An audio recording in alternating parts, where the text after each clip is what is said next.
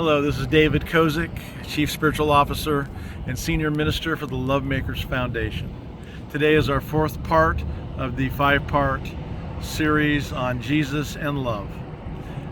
Easter, I believe, is a week from Sunday, and we are coming in a time, a very spiritual time, although in the world it's chaotic, whether it's the war in Ukraine, Donald Trump being indicted, Republicans versus Democrats, school shootings, snow packs, incessant rain, natural disasters. The one thing that remains constant in the world is love. Love is the most powerful force in the world, and that was really given energy by Jesus Christ. Today's love message is entitled Love, the Second Coming. Jesus, in the various books of the New Testament, indicated that nobody knows when the second coming or his arrival into the world and the second coming will occur. It's not mentioned in the Bible by Jesus. I mean, there are other books like the book of Revelation, but what Jesus really was indicating that nobody knows when the second coming would occur, even including himself. But as you go through the Bible, and Jesus does say that nobody understands what he's trying to say. That's why he speaks in parables. But the message is that the second coming isn't necessarily a historical date. It's a change in your consciousness.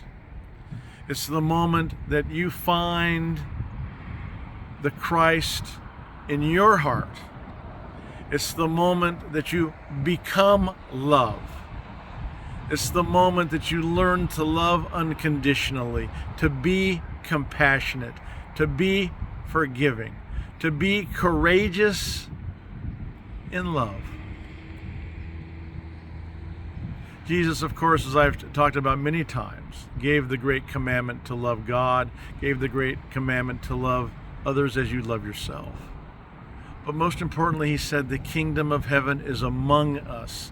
The kingdom of heaven is within you, isn't it? Because the second coming in this dimension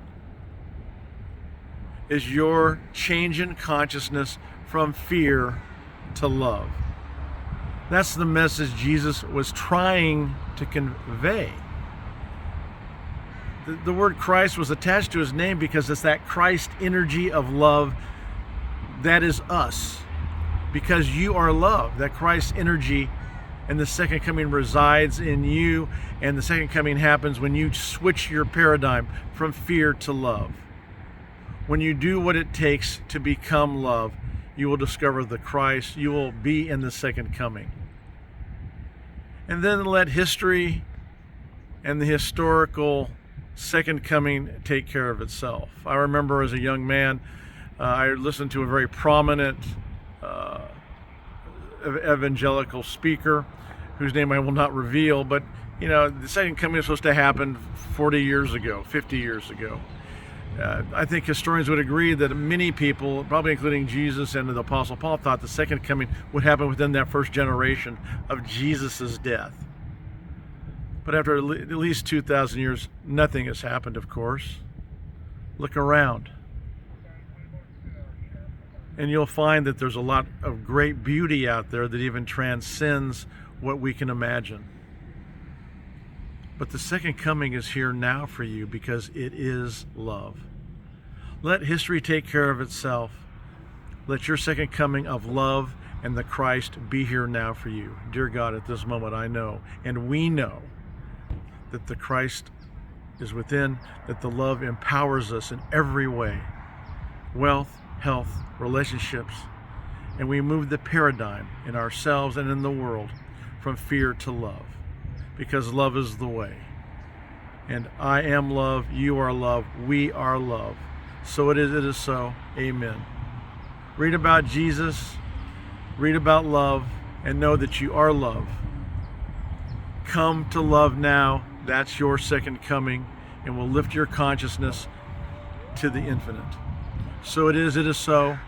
Check out our website at LoveMakersFoundation.com. It's a beautiful site, and we're here for you.